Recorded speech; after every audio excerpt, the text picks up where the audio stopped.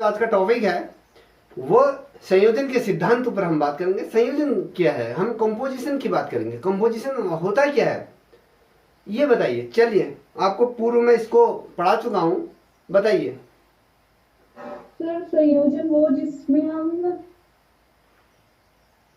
अर्थ करके किसी भी चित्र में संयोजन दर्शाते हैं। जैसे इसके अंदर जितने भी हमने पढ़े तत्व, रेखा, तान, पोत सब प्रयोग करके ही सुनियोजित तरीके से चित्र बनाना ही संयोजन है। ये रेखा जी, मैंने कल कुछ बताया था। यहाँ पर एक पिरामिड का भी चित्र बनाया था मैंने। यहाँ पर आपको दर्शाया था। एक आपका सर्कल दिखाया था, आपको स्क्वायर दिखाया, ट्रायंगल दिखाया था। ये क्या था बताइए, संयोजन किसे कहते हैं?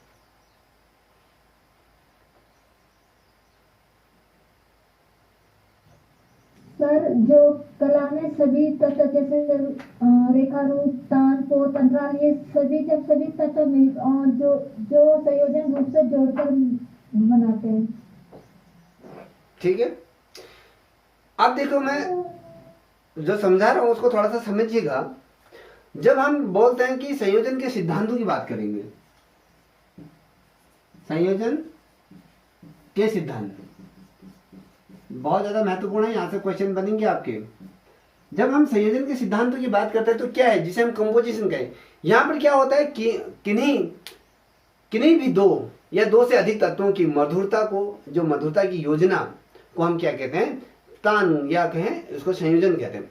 अब क्या होता है, हम दो चीजों को लेते हैं या दो से अधिक चीजों का जब हम मिश्रण करते हैं, जैसे इन्होंने कहा कि भैया हमने जो चित्रकला के जो तत्वों को लिया, जैसे आपकी रेखा होगी, रूप हो गए, वर्ण हो गया, आपका तान हो गया, पोत होगा, अंतराल, इन सभी चीजों को जब हम मिश्रित करते हैं या उनको एक व्यवस्थित क्रम में रखते हैं तो यही आपका क्या होता है, संयोजन होता है। हर चीजों को क्रमशः आपको सजित करके या कहें संजो कर उनको विस्तारित रूप में सजोना और साथ ही उसको क्रियान्वित करना, यही संयोजन का सिद्धांत कहला जाता है। इसमें क्या होता है, कला की दृष्टि से अगर हम देखें, संयोजन जो कलाकार है उसकी कलात्मक विचारों की अभिव्यक्ति को क्या करता है, कहीं ना कहीं प्रदर्शित करता है। जो कलाकार है, कलाकार क्या करता है, अपने हिसाब से कोई चित्र को चित्रांकन करता है या नहीं करता है, ये बताइए। आप किसी चित्रकार से करो कि ये चीजें बनाइए तो वो अपने आधार पर उसमें तमाम चीजों का समावेशी स्वरूप, चाहे हम रेखा की बात करें तो वो रेखा का प्रयोग करेगा, रूप का करेगा, वर्ण का करेगा, तान का करेगा, पोत का करेगा, हर अलग अलग माध्यम का यह प्रयोग करके एक शानदार चित्र को उकेरेगा। क्योंकि इसमें संयोजन, अगर मैं कहूं कि संयोजन शब्द जो है, सरल शब्द अगर मैं कहूं, सरल शब्द से अगर देखो संयोजन का जो अगर सरल शब्द क्या होगा, अगर सरल शब्द होगा क्या होगा, सजोना। आपको सजोना की मैं बात करूं कि सजोना कैसे होता है, आपको या तो ये देखिए, जब कोई महिला किसी शादी के लिए जाती है तो उससे पूर्व वो जिन गतिविधियों से गुजरती है वो क्या करती है, अपने आप को सही तरीके से संवरती है, सजती है। तो ये तमाम चीजें जो वो करती है यही आपका संयोजन कहा जाता है। अगर सिंपल सी परिभाषा अगर देखें, आप लोग जब किसी विवाह में जाती हैं तो जाने से पूर्व आपको आधा घंटा 1 घंटा चाहिए इस चीज को स्मरण। सत्य है या असत्य है बताइए। मत सर ऐसा क्यों करती हो बताओ। ताकि सुंदर दिखें। बिल्कुल। कला का, अगर हम जब कला की बात करते हैं, जब हम कलाओं का अध्ययन करते हैं तो कलाएं हमें एक ही चीज सिखाती है, वो हमेशा क्या करते हैं, सुंदरता को आकर्षित करती है। जो माधुर्य है वो सौंदर्य को प्रदर्शित करती है। कला में कभी आपने देखा कि कभी हमने ऐसी बेकार चीजों को बनाया, हमेशा आपको क्या हो रहता है कि आप हमेशा सुंदरता के प्रति क्या है, आकर्षित होते हैं। आप, मनुष्य का जो स्वभाव है सुंदरता को कहीं ना कहीं ग्रहण करने की कोशिश करता है। मैंने इससे पूर्व आपको एक दिन क्लास में बताया था, मैं अगर एक जगह पर गुलाब का फूल रखूं, दूसरी जगह पर नागफनी का फूल रखूं, तो दोनों में से किस फूल को आप पसंद करोगी बताइए। गुलाब का फूल पसंद करिए। क्यों? नागफनी का भी फूल ही तो है, तो उसको पसंद क्यों नहीं किया आपने? कांटे हैं, तो कहीं ना कहीं वो कांटे कहीं ना कहीं आपको क्या कर रहे हैं, आपको विचलित कर रहे हैं। आपको सौंदर्य का बोध उसमें नहीं हो रहा है, हो रहा है। जहां पर हमें सौंदर्य का बोध होगा वही कलात्मक, अगर है सौंदर्य का जब बोध होता है वही आपकी आर्ट होती है। हमेशा चित्र में सौंदर्य की तरफ हम आकर्षित होते हैं। देखिए संयोजन की मैंने जो बात करी, संयोजन का जो सरल शब्द होता है वो सरल शब्द का सजोना होता है, जिसको सजना कह सकते हैं। ये सजोना क्या होता है, हम जिस माध्यम में कार्य करते हैं उसे उस माध्यम में तत्वों की अगर बात करूं उसमें जो मधुरता किस प्रकार से उसमें लाना है, मधुरता को किस प्रकार से उसमें समावेशित करना है, ये जब हम करते हैं तो जो चित्रकार होता है वो इस बात का हमेशा ध्यान रखता है, या इस बात पे वो जोर देता है, या ये इस बात को कहता है कि इसमें जो चीज को उकेर रहा है तो उसमें 6 तत्वों का संयोजन होता है, 6 तत्वों का मिश्रण होता है। जैसे मैंने कल आपको यहाँ पर कहा था कि भैया मैंने आपको एक सर्कल दिया, त्रिभुज दिया, ये अगर यहाँ पर बना देता हूँ, हमने एक आपको सर्कल दिया, त्रिभुज दिया, एक आयत दिया, एक आपको एक वर्ग दिया, तो हम एक चीज में या कहीं एक सिंपल एक लाइन पर हम किसी को सुशोभित करते हैं, या कहीं उनको एक क्रमबद्ध तरीके से अगर हम रखते हैं तो यही क्या है, सजोना होता है, या यही क्या है, संयोजन होता है, क्योंकि हमने इसको एक क्रम में रखा है। ठीक है, अब इसमें हम क्या करते हैं, अगर आप देखोगे एक कला कुंज, एक किताब आती है, आप एक कला कुंज की किताब आती है, उसको खरीद लीजिएगा, वो आपके लिए बहुत ज्यादा हेल्पफुल रहेगी। तो उसका जो प्रथम भाग है उस भाग में इसका अध्ययन किया गया है पूरी तरीके से। उसमें जो कहा गया है उसमें 6 तत्वों का जिक्र किया गया। 6 तत्व कौन कौन से बताइए? एक तो रेखा है पहला, दूसरा कौन सा बताइए? वर्ण, फिर बताइए तीसरा कौन सा है? रूप, फिर चौथा तान, पोत, अंतराल, पांचवा पोत, फिर छठा अंतराल। ये अंतराल है। ये इन 6 तत्वों का जब समन्वय हो गया, जब हम इसको एक व्यवस्थित क्रम में रखेंगे, यही आपका संयोजन होता है, जिसे सजोना कहा जाता है। ठीक है, ये क्या होता है, बहुत ज्यादा महत्वपूर्ण होता है। अब इसमें आप देखोगे तो जब हम चित्र में, जब हम संयोजन की बात करते हैं तो हम इसमें क्या देखते हैं, रूप को देखते हैं, रेखा को देखते हैं, वर्ण को देखते हैं।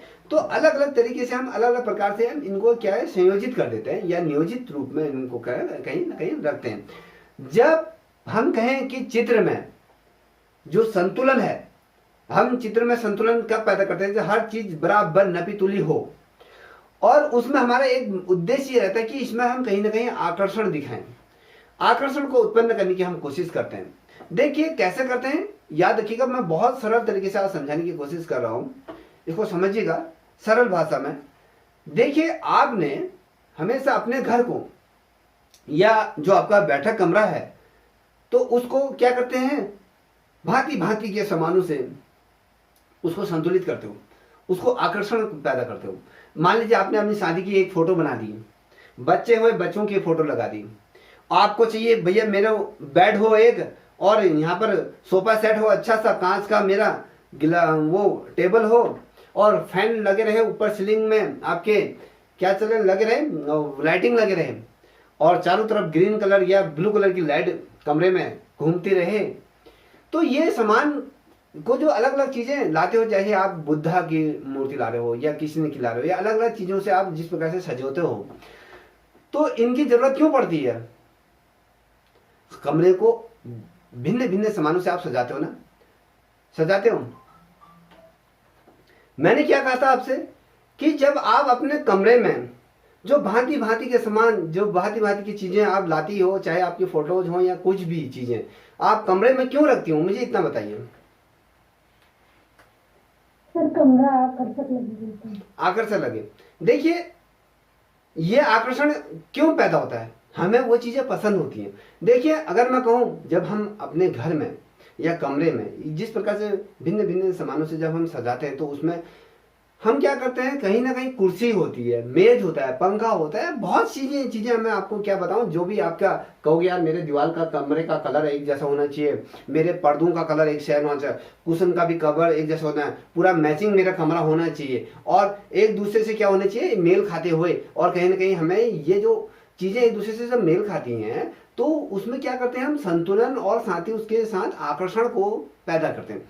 और हमें एक चीज का हमेशा याद रखना, हमें एक ध्यान भी ये रखना चाहिए कि हम जो चीजों को समावेशित रूप से संगठित करके सजो रहे हैं, तो उसमें हम नियोजन करके अपने कमरे में जो आप चित्रों के माध्यम से कहें या कुछ भी करो, तो हम भिन्न आकृतियों या भिन्न आकार के, या जैसे आपके टेबल का आकार भिन्न होगा, सोफा का आकार भिन्न होगा, आपके बेड का आकार भिन्न होगा, कुशन का आकार भिन्न होगा, तो भिन्न भिन्न होते हैं। तो हर चित्र में अगर आप देखोगे, चित्रों को भी अगर बात करें तो कहीं ना कहीं वो अलग अलग आयाम में होते हैं। तो मेरा कहने का मतलब है, जब हम इन तमाम चीजों को कमरों में रखते हैं तो उसमें ये संयोजन पैदा करते हैं, सभी को साथ लेकर कमरे में और आकर्षण पैदा करते हैं। जब हम आकर्षण पैदा करते हैं तो उससे क्या होता है बताइए, बताओ। प्रभावित लगता है, संयोजन लगता है, एक तरीके से संतुलन संतुलन लगता है। क्यों? वो चीज आपको हमेशा आकर्षण होगा, उसमें सौंदर्य का बोध होता है। याद रखिएगा, जब आप ये तमाम चीजें कर रही हैं तो कहीं ना कहीं उसमें सौंदर्य का बोध होता है। याद रखिएगा, सौंदर्य का बोध कब होगा कि अगर थोड़ा सा भी कोई सामान इधर से उधर हट गया, अगर मान लीजिए आपके बेडरूम में आपने बेडशीट बिछाई हुई है, बेडशीट में अगर सिलवटें आ गई, तो उस कंडीशन में आपके जो मस्तिष्क है कहीं ना कहीं एक उसमें कौतूहल पैदा हो जाता है। ठीक है, कौतूहल का जब चीजें पैदा होंगी यार, आप कहोगे यार वो बहुत ज्यादा आपके नेत्र को खटकेगा, आपके हृदय को कहीं ना कहीं वो खटकेगा, तो वो चीज को आप क्या करोगे, सजोने की कोशिश, उसको ठीक करने की कोशिश करते नहीं करते हैं आप। तो यही चीज क्या करता है, जब जो चित्रकार होता है वो चित्रकार क्या करता है, जब जो भिन्न भिन्न आकृतियों के और अगर वर्णों का ये प्रयोग करके जब चित्र बनाता है, तो चित्र बनाते समय कलाकार ये सोचता है कि बनाते समय सोचता है कि भैया उसमें किस प्रकार की भिन्नता होगी, क्या उसमें चीजें आएंगी, क्या उसमें नियम होंगे, किस प्रकार से उसे मैं लागू करूंगा, चित्र को किस प्रकार से मैं आकर्षण पैदा करूंगा, और इन जो ये तमाम जो नियम हैं उन नियमों को मैं इस पेंटिंग में किस प्रकार से उकेरूंगा। तो हम ये कह सकते हैं कि संयोजन के सिद्धांत के रूप में हम उसको जानते हैं। और अगर मैं बात करूं, जो भी सिद्धांत हैं उनके प्रयोग अगर आप करते हैं तो उसमें संतुलन होता है और आकर्षण होता है, ये तमाम चीजें हमें फील होते हैं। ये चीजें क्या होंगी, आकर्षण पैदा करेगा, संतुलित होगा। आपका कमरा कब संतुलित होगा, जब हर चीज व्यवस्थित क्रम में रखी होंगी। अगर हर चीजों को इधर उधर, आप सभी शादीशुदा महिलाएं हैं तो आपके बच्चे अगर घर में सामान को इधर उधर फेंक देते हैं तो आप उस टाइम पे बहुत ज्यादा चिड़चिड़ापन आ जाता है, क्योंकि आपको हमेशा आपके नेत्र हर चीज को व्यवस्थित क्रम में देखने की आदि है। तो वो जब चीजें आपके समक्ष आती हैं तो कहीं ना कहीं आपको कौतूहल या कहीं वो चीज सामने आ जाती है। ऐसा क्यों होता है बताइए।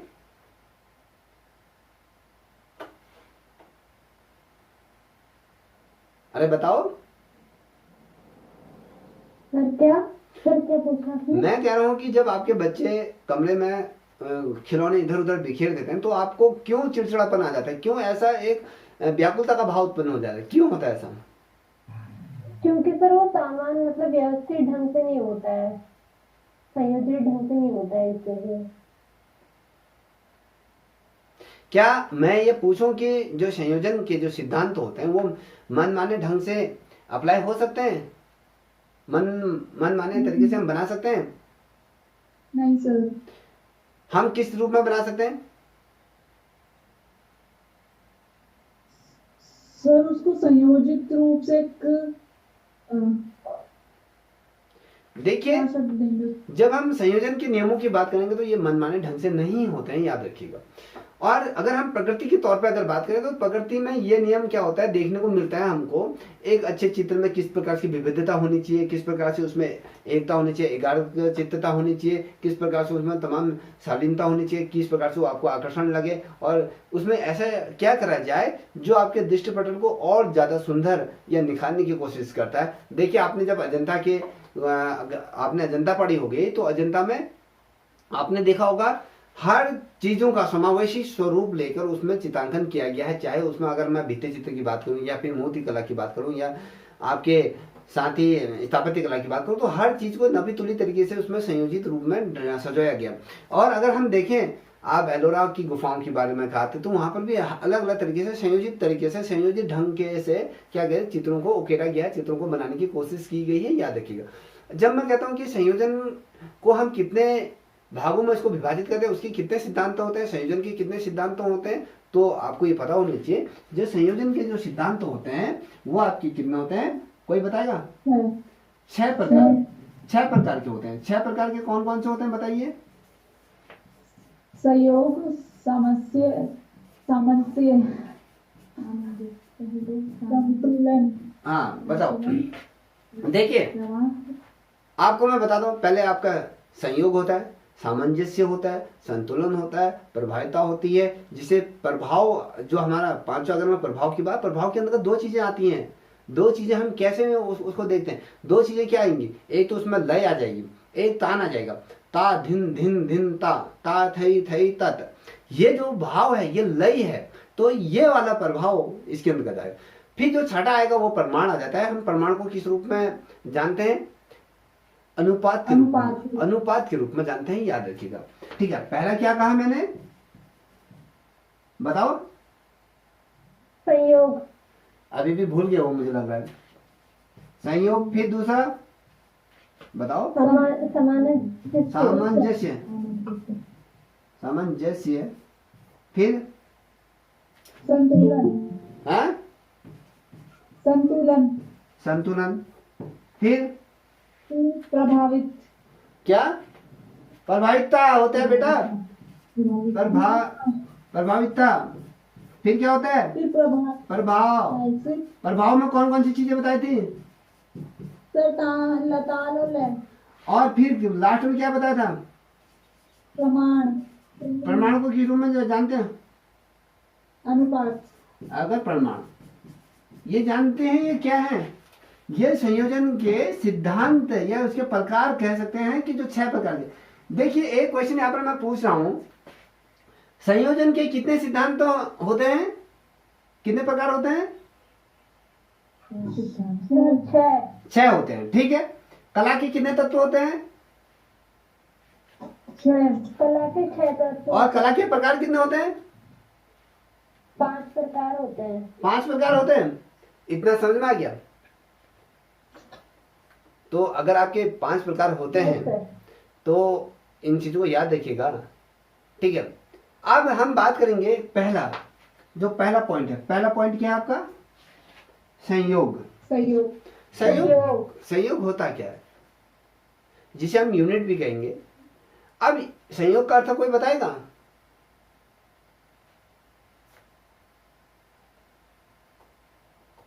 बताओ।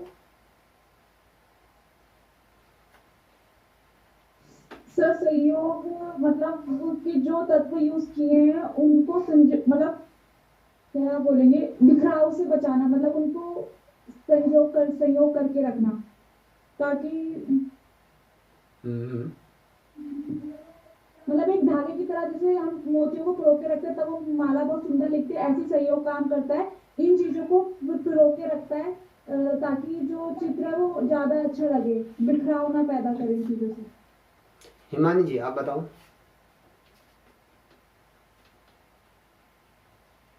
शोभा जी आप बताइए। सर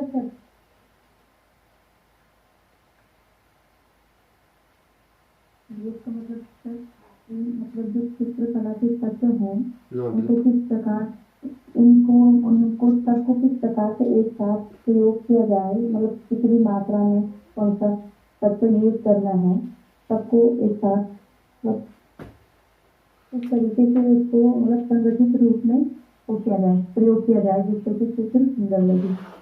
देखिए बिल्कुल सही है। अब जब हम संयोग का अर्थ की बारे में बात करेंगे, तो संयोग का अर्थ अगर हम चित्रकला के जो जितने भी विभिन्न तत्व हैं, हमने 6 तत्वों की जो हमने बात करी है, तो उनमें हम क्या देखते हैं? एकता को देखते हैं। कहीं ना कहीं एकता देखने को मिलती है उनमें, और उनमें समानता देखने को मिलती है।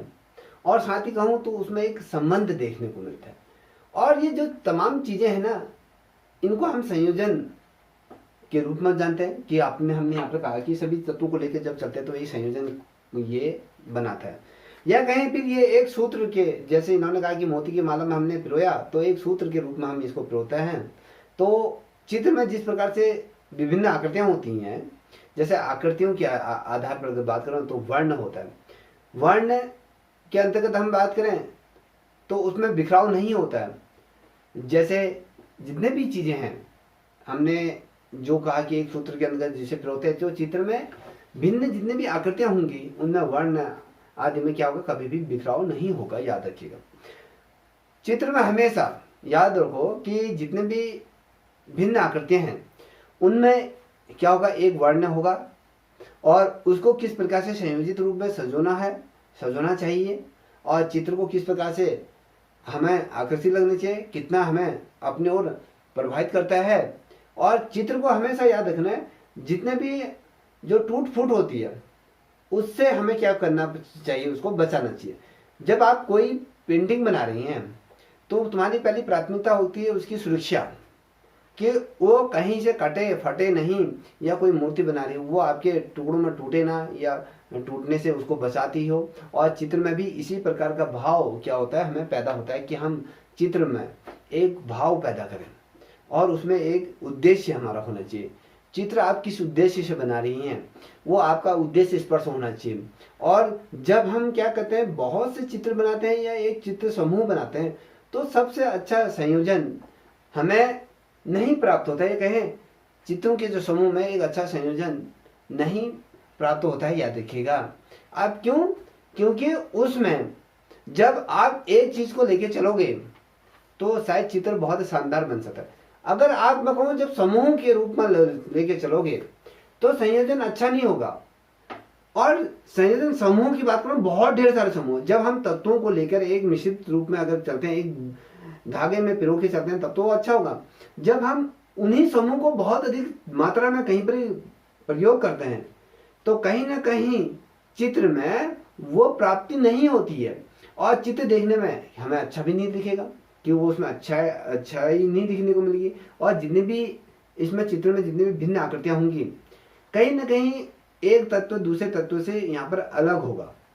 और वैसा ही अगर हम कहें, जैसे आप क्या करते हैं, जैसे कि कपड़ा होता है, कपड़े में हम क्या करते, कमीज, कपड़े की कमीज अलग होता है, पैंट का कमीज हम अलग खरीदते हैं। अगर आप ये लेके, अगर हमने जो कमीज है, कमीज के हिसाब से अगर जैसा हमने कमीज पहनी हो, अगर उसी आधार पर अगर हम पैंट बना दे तो कैसा लगेगा, बताइए,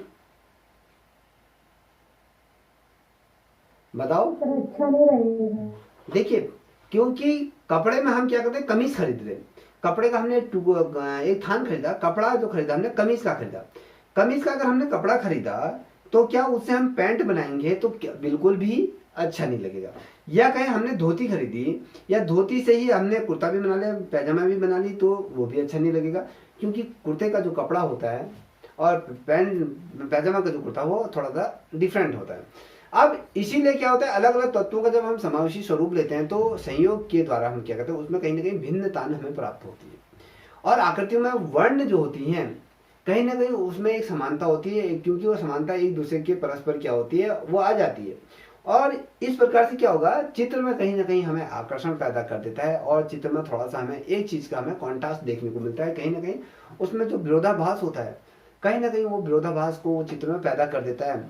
और इसके लिए हम क्या करेंगे, जो सभी प्रकार के जितने भी प्रयोग हमने करा है, जो संयोग की बात कर रहे हैं, ठीक है, सभी प्रकार का जब हम प्रयोग करते हैं, जितने भी तत्व होते हैं, जैसे आपको वर्ण के तान पोत जितने भी आपने 6 तत्व बताए, अगर हम इनका प्रयोग करते हैं तो हमें एक चीज का हमेशा याद रखना चाहिए, हमें ख्याल भी रखना चाहिए कि चित्र में जो विरोधाभास जो चीजें होती है, जो चीजें आपके दृष्टि पटल को या आपको विरोधाभास का अनुभव करा रही है, तो चित्र का विषय कभी भी उस चीज से हमेशा हमें बचा रहना चाहिए, उसमें कहीं भी उससे प्रभाव नहीं पड़ना चाहिए, उस विरोधाभास से उसमें कभी भी प्रभाव नहीं पड़ना चाहिए। और याद रखिएगा, विरोधाभास में हमेशा एक मात्रा होती है, जो मात्रा किस लिए होती है, वो उसमें कहीं ना कहीं आकर्षण पैदा करने के लिए होते हैं, कहीं ना कहीं जो हमने संयोग की बात करें, एक दूसरे को क्या करें, संयोग, एक दूसरे को पैरेलल में कहीं ना कहीं कनेक्टिविटी कर रहे हैं। तो चित्र में भी हमेशा याद रखना कि विरोधाभास वाले जो चित्र होते हैं उनको विषय को प्रभावित ना करें, याद रखिएगा। पहले अगर विरोधाभास मात्रा में आकर्षण के लिए हमें क्या करना चाहिए, कम से कम मात्रा उसकी रखना चाहिए, इतना समझ गए।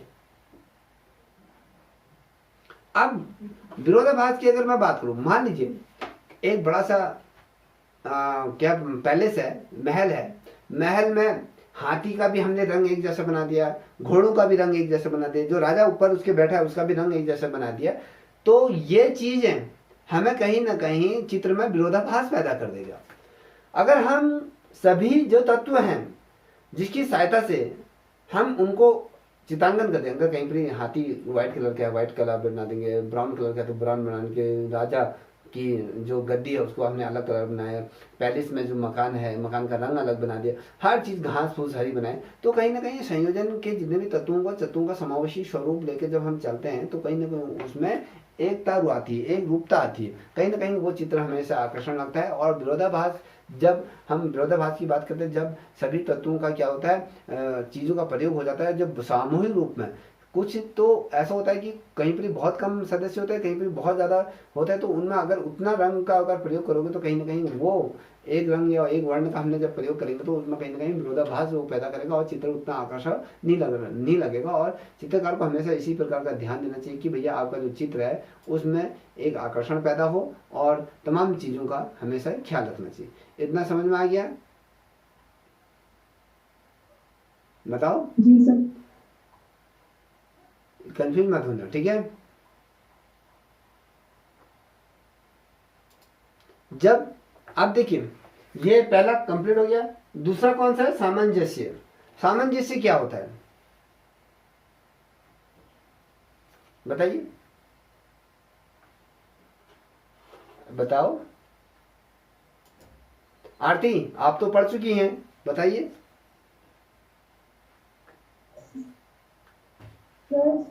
सामंजस्य एक मतलब क्या बोले, सामंजस्य एक ऐसे सिद्धांत जिसमें जो ये तत्व होते हैं जिसका हम प्रयोग करते हैं चित्र बनाते समय, इनका एक मेल, मतलब एक दूसरे को ऐसे प्रयोग करना कि वो एक दूसरे मेल खाते हुए प्रतीत हो, तो वो सामंजस्य कहलाएगा।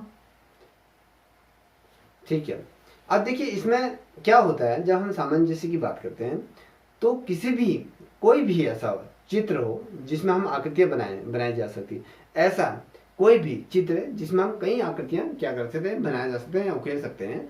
अब क्या होता है, इन आकृतियों में क्या होता है, एक से अधिक प्रकार की भी समानता हो सकती नहीं। जब आप कोई चित्र बना रहे हैं तो एक समान भी बना सकते हो, एक समान से अधिकता भी। कोई मान लीजिए आपने दो आदमी छोटे बनाए, दो आदमी एक समान बनाए, कुछ अलग चीजें बना दी। तो कहने का मतलब है जब इन आकृतियों में एक से अधिक या अधिक प्रकार की जो समानता होती है तो वहां पर संयोजन में क्या भाव उत्पन्न होगा, सामंजस्य का भाव उत्पन्न होता है। अब कभी क्वेश्चन बनेगा कि सामंजस्य का अर्थ क्या होता है, तो चित्र के जितने भी सभी तत्व होते हैं ना, जो भी चित्र बनाते हैं, चित्र के जितने भी तत्व होंगे, चाहे आप उसमें रूप को ले लो, वर्ण को ले लो, तान को ले लो, पोत को ले लो, तो ये तमाम चीजें क्या होती है, अभी आरती कह रही थी कि ये एक दूसरे से क्या करते हैं, मेल खाते हैं। जब ये मेल खाते हैं और जितने भी तत्व हैं, चाहे हम रेखा की बात करें या अगर हम रूप की बात करें, वर्ण की बात करें, तो ये तमाम चीजें एक दूसरे से क्या हुए, जुड़े रहने चाहिए। हमें इसका हमेशा ध्यान रखना है, एक दूसरे से क्या कनेक्टिविटी इनका रहना चाहिए।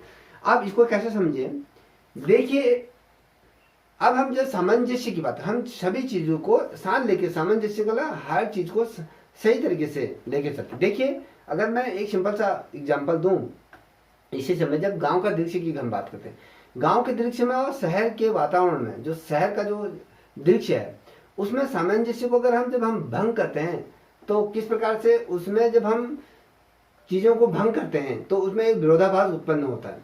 मान लीजिए मैं कहता हूं कि ग्रामीण दृश्य का चित्रांकन करो, तो आपके दिमाग में क्या क्या चीजें चलेंगी बताइए। सर पेड़ हो गया, पहाड़ी हो गई, और जैसे झोपड़ी वगैरह हो गई, मकान। ये चीज तो शहर में भी होती है, झोपड़ी। सर झोपड़ी वगैरह पेड़ वगैरह। पेड़ क्या शहरों में नहीं होते हैं? सर बहुत कम मात्रा में होते हैं ना। देखिए, अगर मैं कहूँ जो गांव का जो वातावरण है, अगर मैं उसमें शहरी जीवन को ला खड़ा कर दूं तो चित्र में सामंजस्य होगा या वो सामंजस्य को भंग कर देगा? जैसे कि ध्यान कर दें, कैसे करेगा? इससे सर वो ग्रामीण दृश्य प्रकृति नहीं होगा कि जो शहर का जैसा लगेगा, क्योंकि गांव का नेचर जो वो परिवेश होता है वो तो अलग होता है। शहरों में जैसे रोड वगैरह, गाड़ियां वगैरह ये ज्यादा दिखती हैं, ऊंची ऊंची बिल्डिंग, और गांव में जैसे छोटे छोटे घर। बिल्कुल ठीक। जब हम बात करते हैं ग्रामीण दृश्य की, तो ग्रामीण दृश्य में आपके बड़े बड़े पहाड़, झरने, आपके बड़े बड़े तालाब भी आते हैं, और साथ ही आप जो पशु हैं, पशु चराते हुए भी देखने को। आप गांव की जो पगडंडी है उसमें किसान अपने गायों को जंगल की तरफ ले जाते हुए देखने को मिल रहा है। और जो आपके झोपड़ियां हैं उनके ऊपर से कहीं भी जो घास के जो टीले रखे हैं, कोई महिला क्या बोलते हैं जैसे धान को कूटती हुई दिखाई दे रही है, कोई कुछ काम कर रहा है, कोई अपने गोबर से अपने आंगन को लीप रही है, तो कोई पनघट से पानी भर के ला रहा है, कोई आपके कुएं से पानी लेके आ रही है। तो कहीं ना कहीं ये तमाम चीजें हैं। अगर इसमें अगर मैं कह दूं तो इस गांव के दृश्यांकन में, अगर ये वाला दृश्यांकन मैंने बनाया तो उसमें एक मैं BMW खड़ी कर दूं, या फिर गांव के जो महिलाएं हैं वो पूरे आपके परिधान जिस प्रकार से पहनते हैं गांव के, अगर मैं उसमें कहूं कि एक जो महिला है, ये अगर मैं कह दूं कि उसमें जो शहर की जो महिला होती है टिप टॉप जो बनी रहती है, गॉगल्स पहने हुए, बड़े बड़े हिल पहने हुए और हाथ में पर्स लिए हुए, तो वो चित्र को क्या क्या करेगा? भंग करेगा या उसमें सामंजस्य का भाव उत्पन्न कर देगा? सर भंग करेगा। क्योंकि वो जो चित्र है वो पूरी तरीके से उस चित्र का वातावरण को क्या कर देगा? पूरी तरीके से भंग कर देगा। क्योंकि अगर इस प्रकार से देख लीजिए, गांव में अगर हम बैलगाड़ी चल रही है, जिस पगडंडी पे आपके ग्वाल बाल जा रहे हैं, जहां पर गायें भी चल रही हैं, उसी पगडंडी में आपकी बैलगाड़ी चल रही है, सब कुछ उसी गाड़ी में अगर मैं BMW खड़ी कर दूं तो उसका कोई औचित्य नहीं बनेगा। तो वो जो सामंजस्य को क्या कर देगा? वो भंग करता है। और अगर मैं कहूँ सामंजस्य में भी क्या करेगा? कहीं ना कहीं विरोधाभास का विलोम वो कर देगा। हम जैसे कि रात का दिन होता है, दिन का रात होता है, तो इस प्रकार का जो भाव होता है उसमें सामंजस्य में विरोधाभास का जो विलोम ये प्रस्तुत करेगा। और अगर मैं इसकी बात करूं तो इसका जो अर्थ है ये अर्थहीन हो जाएगा। कहीं ना कहीं उसके अर्थ में कहीं ना कहीं विरोधाभास चीजें पैदा हो जाएंगी। कहीं ना कहीं वो बिल्कुल भी वो एडजस्ट नहीं करेगा कि यार ये जो पेंटिंग है, वो पेंटिंग को देख के ही आपके मन में एक कौतूहल का भाव उत्पन्न हो जाएगा, यार क्या बना दिया इसने। जबकि गांव का दृश्यांकन था, गांव के दृश्यांकन गांव की जैसा होना चाहिए, शहर के दृश्यांकन में शहर जैसा ही होना चाहिए। तो कहीं ना कहीं अगर गांव के दृश्य की अगर बात करें तो शहरी दृश्यांकन में भी अगर इसी प्रकार का दृश्य करें तो कहीं ना कहीं वो भी मेल नहीं खाएगा। वो वाला चित्र भी आपका क्या हो जाएगा? वो भी बिल्कुल भी विरोधाभास का प्रयोग उसमें क्या होगा? बहुत भंग कर देगा। और उसमें विरोधाभास बिल्कुल भी हमें क्या होगा? कहीं ना कहीं वो प्राप्त नहीं होगा। अगर कहें कि जिस प्रकार से विरोधाभास, जिस प्रकार से सामंजस्य जो चित्र में आता है, जो चित्र में अगर मैं बात करूं कि जिस प्रकार से सामंजस्य क्या होता है, सामंजस्य का मतलब ये होता है कि किसी चित्र में सौंदर्य का भाव को जागृत करता है। सामंजस्य हर चीजों को नपी तुली करके हर चीजों को एक दूसरे से जोड़ते हुए लेके चलता है। तो कहीं ना कहीं जब गांव का दृश्यांकन में गांव का ही दृश्य होगा तो उस चित्र में हमेशा क्या होगा? सौंदर्य का बोध होगा और उसमें भाव भी जागृत होगा। और चित्र में अगर मैं कहूँ कि जब जैसे कुछ ऐसी आकृतियां होंगी जो एक दूसरे से सहायक होंगी, तो वो जो मुख्य आकृति होंगी उसमें कहीं ना कहीं उसमें जो सामंजस्य का भाव कहीं ना कहीं वो आकर्षण पैदा करेगा। क्योंकि गांव के दृश्य में ये तमाम चीजें हमें देखने को मिल जाएंगी, और शहरी दृश्य में अगर हम शहरों में हम ये तमाम चीजें करें तो उसी का पैरेलल हो जाएगा, विलोम हो जाएगा। जिस प्रकार से हम कह रहे हैं कि गांव के दृश्यांकन में होगा, उसी प्रकार से शहर के दृश्यांकन में भी हमें वही चीज देखने को मिल जाएगा। जब मैं कहता हूँ कि आकर्षण के लिए जो विरोधाभास क्या होते हैं, हमेशा सहायक का कार्य करती हैं। और देखिए इसमें क्या क्या चीजें होती है, जैसे रेखा होती है, वर्ण होता है, पोत होता है।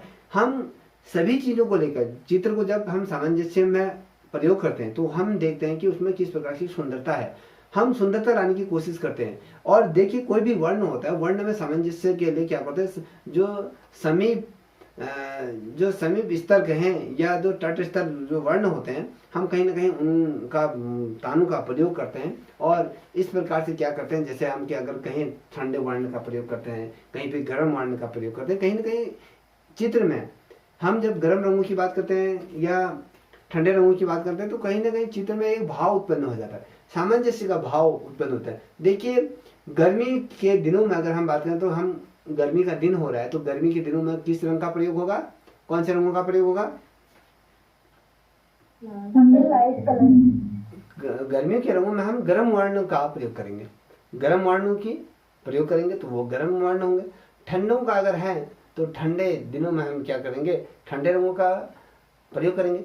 अगर उदासीन भरे दिन आ गए हैं तो हम उसमें कहीं ना कहीं जो धूमिल रंग होते हैं तो कहीं ना कहीं हम वो धूमिल रंगों का भी हम क्या करते हैं उसमें प्रयोग करते हैं। तो इस प्रकार से हम क्या करते हैं, जो चित्र है चित्र में कहीं ना कहीं सामंजस्य पैदा करने की कोशिश करते हैं। देखिए जो चित्र हो, चित्र में अगर मैं बात करूं कि भैया जो शहर का जो दृश्य होता है, शहर के दृश्य में और ग्रामीण दृश्य में धरती आसमान का फर्क होता है, वो एक दूसरे के हमेशा अपोजिट होते हैं, जिसे हम क्या है विलोम होते हैं। ठीक है, अगर मैं कह रहा हूँ यार जब गर्मी के दिनों में अगर भीषण गर्मी हो रही तो उसमें आप ठंडा कलर प्रयोग करोगे तो आपके चित्र में वो जो सामंजस्य भाव भंग कर देगा, सामंजस्य का भाव में वो सौंदर्य का भाव उत्पन्न नहीं होगा। ठंडा है तो ठंडे का भाव दिखाओगे, गर्म है तो गर्म का भाव दिखाओगे, यही सामंजस्य होता है। ठीक है, अब क्या होता है कभी कभी आपने एक चीज देखा होगा, जब हम इन रंगों का या कहें इन वर्णों का जब हम प्रयोग करते हैं तो चित्र में क्या सामंजस्य जब पैदा होता है तो कहीं ना कहीं हम जो पारदर्शक वर्ण होते हैं उनका कहीं ना कहीं उनका प्रयोग भी करते हैं। तो कहीं ना कहीं ऊपर नीचे अलग अलग तरीके से हम सामंजस्य भाव उसमें जागृत करने की कोशिश करते हैं कि यार हमारा चित्र बहुत अच्छा हो। चाहे आप आसमान की बात करें, चाहे धरातल की बात करें, कहीं खुरदरा पोत का हमने प्रयोग करें, कहीं हमने उसमें संतुलन आने के प्रयोग करें, तो कहीं ना कहीं हमने गहरी तानु का प्रयोग करा, कहीं ना कहीं उसमें हल्की तानु का बीच में किस प्रकार से माध्यम में हमें तान का प्रयोग किया जाना चाहिए, तान में भी हम सामंजस्य लाते हैं। देखिए एक अच्छे चित्र में क्या होता है, सामंजस्य हम लाना बहुत आवश्यकता हो जाता है, ये बहुत अनिवार्य भी होता है। और जैसे देखिए बाल कला की अगर मैं बात करूं तो जैसे आदिम कला होती है, जैसे बाल कला में बालक के क्रियान्वित करते हैं, और अगर आदिम काल में अगर काम हो तो अलग अलग विचार हमें प्रस्तुत होते हैं। देखिए अगर हम आधुनिक तौर पर देखें, आधुनिकता के आधार पर, तो सामंजस्य की अपेक्षा हमेशा उसमें जो विवादास्पद चीज़ों को हम अधिक महत्व देते हैं। जैसे जितना सामंजस्य होगा किसी चित्र में, जितना सामंजस्य होगा उतना ही उसका तान क्या होगा, शिथिल हो जाएगा। तान पोत जो हमने कहा तो कहीं ना कहीं उसमें शांति का अनुभव करेगा, कहीं ना कहीं उसमें आपको बात करूँ तो कहीं ना कहीं सौंदर्य का बोध होगा, कहीं ना कहीं माधुर्य का बोध होगा, कहीं ना कहीं उसमें ये अलग अलग जो रसों की हमने जब बात करी तो अलग अलग चीज़ों को उसमें दर्शाने की कोशिश करा जाएगा। अगर मैं कहूँ कहीं पर अंधेरा है, अंधेरा वर्ण है, तो जिसमें जैसे मैं कहूँगी तान की अगर बात करूँ, तान में हम कैसे सामंजस्य लाते हैं। कहीं पर अगर आप स्टिल लाइफ बना रहे हैं तो उसमें कहीं पर वाइटनेस दिखाओगे, कहीं पर डार्कनेस दिखाओगे। जब अगर मैं कहूँ पोत की बात कर रहा हूँ तो आप अगर किसी फूल को बना रहे हो तो उसमें कितना डार्कनेस ला रहे हो, उसके जो वातावरण है उसके अनुकूल उसे ला रहे हो नहीं ला रहे हो। अगर जब उदासीन वर्ण होते हैं, अगर उदासीन वर्ण की अगर मैं बात करूँ तो आप अजंता के चित्रों को अगर देखोगे तो कहीं ना कहीं उसमें जो योजना है ना, उदासीन योजनाओं का भी कहीं ना कहीं उसमें प्रयोग किया गया है। आप वो चीज़ों को भी वहाँ देख सकते हैं। इतना स्पष्ट हो गया, बताइए। अब जो तीसरा है वो आपके संतुलन है। संतुलन किसे कहते हैं? संतुलन बताओ, संतुलन क्या होता है, बताओगे? हाँ बैलेंस, ये बताओ बैलेंस करना होता है, क्या होता है? मतलब सर जैसे किसी चीज में किसी चीज की अधिक मतलब चित्रकला के कुछ तत्वों की अधिकता न हो, कौन सा तत्व किस मात्रा में प्रयोग करना चाहिए, ये होता है। आरती अब बताओ। सर ज्यादा ध्यान देंगे। संतुलन का अर्थ जो चित्र में बनाए गए भाव से भार से होगा। अगर हम किसी रेखा का इस्तेमाल करें तो उसका भार कैसा, ये संतुलन दर्शाता है। अगर हम देखा जाए, अगर किसी जानवर जैसे हाथी का चित्र बनाते हैं तो वो अपने आप में एक भार प्रकट करता है। तो सर ये चीज का ध्यान रखेंगे सब्जी में। ठीक है, देखिए अगर हम किसी चित्र में अगर फूल को दर्शाएं और किसी चित्र में एक पत्थर को दर्शाएं तो दोनों में क्या होगा, उसका भार क्या होगा, अलग अलग आकर्षण पैदा करेगा। बिल्कुल। बिल्कुल ठीक है। अब देखिए जब हम बैलेंस की बात करते हैं तो बैलेंस के आधार पर अगर हम देखें तो चित्र में जितने भी तत्व हैं इस प्रकार से हम व्यवस्थित करते हैं कि उनका जो भार है वो समस्त जितने भी चित्र हम बना रहे हैं चित्र तल पर उसको समुचित रूप में क्या करता है वो विस्तृत रूप में वो संजोए रखे, या कहें फिर हम जो भार होता है, भार का मतलब ही क्या होता है, जो दर्शक होता है दर्शक में कहीं ना कहीं आकर्षण पैदा करने का कार्य करता है। भार का मतलब है जिसमें हम संतुलन की बात करते हैं, जैसे कोई लाइन खींची, लाइन हमने पतली लाइन खींची तो उसका आभास हमें अलग होता है, भार चौड़ी लाइन खींची उसका आभास अलग होता है। तो कहीं ना कहीं ये भार, जहां पर हम भार से क्या मतलब होता है, आकर्षण को हमेशा क्या करता है, ये आकर्षण आपके जो दृष्ट पटल है ना उसमें पड़ने वाला भाव होता है, उसमें जो प्रभाव होता है उसमें क्या होता है, जब आकर्षण के माध्यम से क्या होगा, जितने भी चित्र बने हैं चाहे वो तत्वों के आधार पर निर्भर होता है या उसके वर्ण के आधार पर होता है या किसी के आधार पर भी होता है, तो उसके भार को किस प्रकार से हम संतुलित करते हैं, किस प्रकार से हम उसे संतुलित कर सकते हैं, तो हम अलग अलग तरीके से हम समझ सकते हैं। जैसे कि तराजू होता है, तराजू का पलड़ा देखा है हमने, देखा है, हम अगर तराजू के पलड़ों को देखें तो दोनों पलड़े क्या होते हैं, असमान भार पर क्या होते हैं, ऊपर नीचे हो जाते हैं ना, कि भैया अगर मैं यहाँ पर ज़्यादा भार रखूँ तो ये डाउन हो जाएगा, और अगर यहाँ पर अगर मैं बराबर भार रखूँ तो ये सीधा सीधा हो जाएगा, होगा नहीं होगा। सबसे उदाहरण क्या है, सबसे आसान उदाहरण क्या होगा, ये आपका जो तराजू का पलड़े होते हैं, आपने पलड़े देखे हैं तो कभी अगर जब उनपे अगर आप भार नहीं रखोगे तो वो एक समानांतर आ जाते हैं, अगर आप भार रखोगे तो क्या होता है, तराजू का जो पलड़ा होता है जैसे जैसे भार रखोगे तो वो नीचे डाउन होता है और दूसरा पलड़ा आपका क्या हो ऊपर उठने शुरू हो जाता है, होता है नहीं होता है, बताइए। जी सर होता है। जब अगर हम दोनों तराजू के पलड़ों को अगर हम बराबर लाने का प्रयास करते हैं तो उसमें क्या होता है, सर एक साइड वो रखते हैं जो किलो वाले होते हैं, एक साइड सामान तो सब बराबर आएंगे। तो कहने का मतलब है कि भैया जब हम तराजू के जब दोनों पलड़ों को अगर हम समान लाएं, जो उसमें क्या समान भार रखेंगे। हाँ जी सर, समान भार वाली वस्तु रखेंगे। तो यही चीज ना आपके चित्रकला में भी प्रयोग किया जाता है, यही समानता, यही संतुलन। हमने संतुलन कब बनाए, अगर मैं किसी एक पतली सी पगडंडी पर चलूं या कोई एक पोल पर चलूं तो मेरा जो सेंटर ऑफ मास होना चाहिए वो हमेशा बीच में होना चाहिए, अगर मैं बीच से हल्का इधर उधर हटा तो मैं सीधे नीचे गिरूंगा। तो कहीं ना कहीं हमें बैलेंस लेके चलना पड़ता है, हमें क्या करना, संतुलित होकर बनाना पड़ता है। जब आप कोई चित्र बनाते हैं तो चित्र को भी संतुलित रूप में उसको चित्रांकन करते हैं और संतुलित रूप में उसको आगे निरंतर बढ़ाते हुए चलते हैं, यही होता है। जी सर। देखिए अगर मैं कहूं कि असमान भार वाले जो चित्र होते हैं उनका केंद्र क्या असमान हो गया, अलग अलग दूरी पर होगा। हाँ सर, असमान होगा। क्योंकि ये अलग अलग दूरी को निरूपित करेंगे, ये संयोजित नहीं होंगे, ठीक है।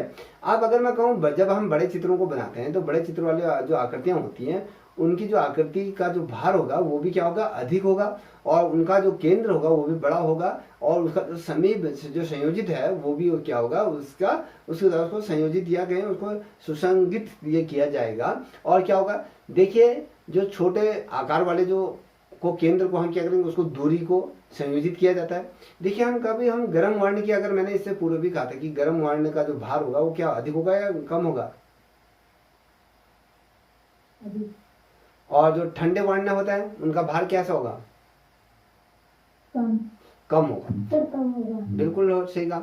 देखिए अगर मैं जो आकार है, आकार में अगर मैं पोत का प्रयोग करूं तो भार बढ़ जाएगा या घट जाएगा। पोत क्या करता है, आकार में जब पोत का हम प्रयोग करते हैं तो वो क्या करेगा, भार को बढ़ाएगा घटा देगा, बढ़ाएगा। बिल्कुल सही कहा। वो क्या करेगा, वो पोत के प्रयोग से हम क्या करेंगे, उसके भार में कहीं ना कहीं बढ़ा देगा। और देखिए वर्ण की, अगर हम वर्ण की अगर बात करें तो वर्ण के अंतर्गत क्या होता है, बड़े क्षेत्र वाले जो प्रभाव होते हैं, जो बड़े वाले जो क्षेत्र होता है उसका प्रभाव कैसा होना चाहिए, बड़े वाले क्षेत्र का जब हम वर्ण का प्रयोग करते हैं तो शांत होना चाहिए या चंचल होना चाहिए या अशांत होना चाहिए, शांत या सर शांत होना चाहिए। ठीक है। जब बड़े वाले जो क्षेत्र होते हैं, बड़े बड़े आकृति वाले, जब हम बात करते हैं बड़े वर्णों की बात करते हैं, जब हम कलर का प्रयोग करते हैं तो उसका जो भाव होगा वो क्या होगा, शांत होगा। और जब हम छोटे वाले जो छोटे छोटे जो क्षेत्र होते हैं उसमें कहीं ना कहीं एक शक्तिशाली चीजों का हमें क्या है, विरोधाभास पैदा होगा। ठीक है, याद रखिएगा। अब छोटे छोटे में कैसे विरोधाभास होगा, अब मान लो 2 पल के लिए, जैसे आप पार्क में छोटे छोटे बच्चों को झुलाने के लिए ले जाते हैं, एक तरफ छोटा बच्चा बैठा रहे, एक बड़ा बच्चा रहे, तो कहीं ना कहीं उसमें भार में भी फर्क होता है। ये तमाम चीजें इस प्रकार से हो जाती हैं। ठीक है, जब मैं कहूँगा कि बड़े क्षेत्र में अगर हम ठंडे वर्ण का अगर हम प्रयोग करना चाहेंगे तो उसमें जो छोटे छोटे जो क्षेत्र होंगे उसका जो वर्ण होगा, उसमें वर्ण में हमेशा वर्ण उसका क्या होगा, ठंडा ही होगा। जो ऊष्म रंग होता है, गर्म रंगों का हम उसमें संतुलन लाने के कहीं ना कहीं ठंडे रंगों का प्रयोग करते हैं। ठीक है, इतना समझ गए। जी सर। तो आज आपका ये वाला टॉपिक भी कंप्लीट हो गया। देखिए आज हमारा संयोजन के सिद्धांत है क्या है, क्या सा उसका पूरी व्याख्या हमने समझी, संयोजन के प्रकारों को हम समझ रहे हैं, और साथ ही अगर उससे पूरा थोड़ा सा हमने और समझा तो ये किस प्रकार से आपका संयोग होता है, सामंजस्य होता है, संतुलन होता है, ये हमने कवर कर दिए। ठीक है, इतना आप लोग पढ़ लीजिएगा। और जो हमारा जो चौथा रहेगा वो चौथा कौन सा रहेगा, प्रभाविता। प्रभाविता क्या होती है, प्रभाविता किसे कहते हैं बताइए आरती, प्रभाविता किसे कहते हैं। सर प्रभाविता ये संयोजन का मतलब कह लीजिए सबसे प्रमुख तत्व कह लीजिए, क्योंकि ये जो हम तुरंत देखते हैं, मतलब जो हमारी दृष्टि में तुरंत दिखाई देते हैं, जिससे हमें कोई प्रभाव पड़ता है, सर वो ही प्रभाविता होगा ना। हाँ देखिए, और कोई बताएगा, रेखा जी आप बताओगी।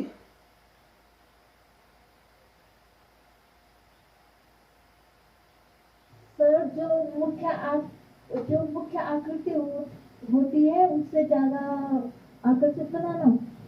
हाँ ये भी कह सकती हैं। देखिए जब हम प्रभाविता की बात करते हैं, अगर हम उसके अर्थ की बात करेंगे तो उसमें क्या होता है, जब हमारी जो दृष्टि पटल होती है, जैसे हम जिसे देखते हैं, तो ये क्या होता है, इसके अंतर्गत सबसे महत्वपूर्ण तत्व के रूप में हम जानते हैं। क्या आपके शरीर का सबसे महत्वपूर्ण अंग कौन सा है, अगर मैं कहूँ तो वो आपकी आंखें हैं, जिससे आप देख पाते हो। अगर आपके कान बहरे हो गए तो भी कोई फर्क नहीं पड़ेगा, क्योंकि आप उन चीजों को देख रही हैं। जो मुख्य तत्व के तौर पर, अगर आपकी जबान भी चलेगी तो आप हाथों से लिख सकते हैं, तो अपना जीवन बहुत अच्छी तरीके से नौकरी भी कर सकते हैं। तो कहने का मतलब है कि जिस प्रकार से जो हमारी जो चित्रपट की अगर हम कहें, जो हमारे दृष्टिपटल होता है, वो क्या होता है, चित्र में शारीरिक रूप में क्या होता है, महत्वपूर्ण होता है।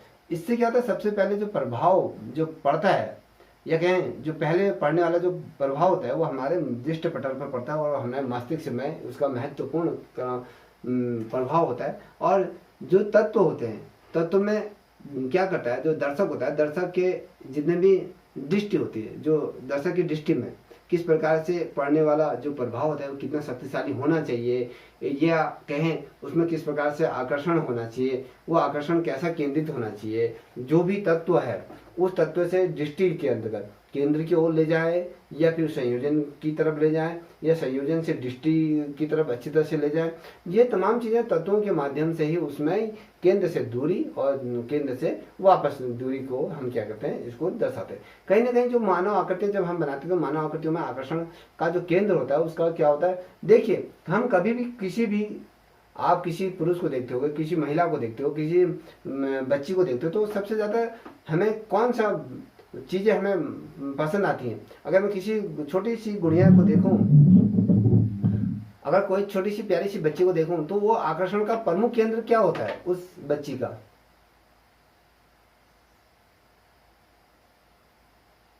बताइए। और डॉल होगी, गुड़िया होगी सर। देखिए अगर हम किसी बच्ची को देखें, अगर जो बच्ची पे अगर हमारी जो नज़र पड़ती है, जो हमारे दृष्टिपटल पर पड़ती है, तो सर्वप्रथम उसके मुख, जो मुंह होता है ना, मुखाकृति में कहें, उसके मुख मंडल पर हमारा सबसे पहला क्या होता है, हमारा दृष्टिपटल, वही मुख आकृति उसका आकर्षण का केंद्र होता है। ठीक है, और हम कैसे कहेंगे वाह ये लड़की इतनी सुंदर है, कैसे कहेंगे, उसका नैन नक्श बहुत अच्छा। अब नैन नक्श की आप बात कहाँ से करोगे, उसके चेहरे से ही तो बात करोगे। तो कहने का मतलब है जब हम मानव आकृति की बात करते हैं तो जो आकर्षण का जो प्रमुख केंद्र होता है वो जो मनुष्य है, तो मनुष्य का मुख होता है, जहां पर प्रभाविता और जहां पर सजन क्या होती है, मुख्य आकृतियों के रूप में हम उसको चित्रांकन करते हैं। जैसे आपने, अगर मैं बात करूं, जब आप अजंता के चित्रों को देखोगे तो अजंता के चित्र में पद्मपाणि बोधिसत्व या वज्रासन में बैठे हुए बुद्ध की अगर हम बात करते तो उनका मुखमंडल शांत होता है, तो कहीं ना कहीं उनके मुख में एक ओज होता है, कहीं ना कहीं ज्ञान की वो तमाम चीजें होती, तो यही प्रभाविता इसे हम कहा जाते हैं। ठीक है, इतना समझ गए। जी सर। अब देखिए प्रभाविता का अगर थोड़ा सा ये देख लीजिए, जब हम कृष्ण की बात करते हैं, जो कृष्ण के पीछे प्रभा मंडल है, उसका मुंह को हम देखते हैं बहुत अच्छा है, उनके सर पे जो जो क्या बोलते हैं मोर का पंख लगाता है, वो सभी चीजें हमें कहीं ना कहीं आकर्षित करते हैं। तो ये तमाम चीजों की जब हम कहेंगे प्रभाव और ताल की अगर बात करें तो ये हम अब कल पढ़ेंगे। ठीक है।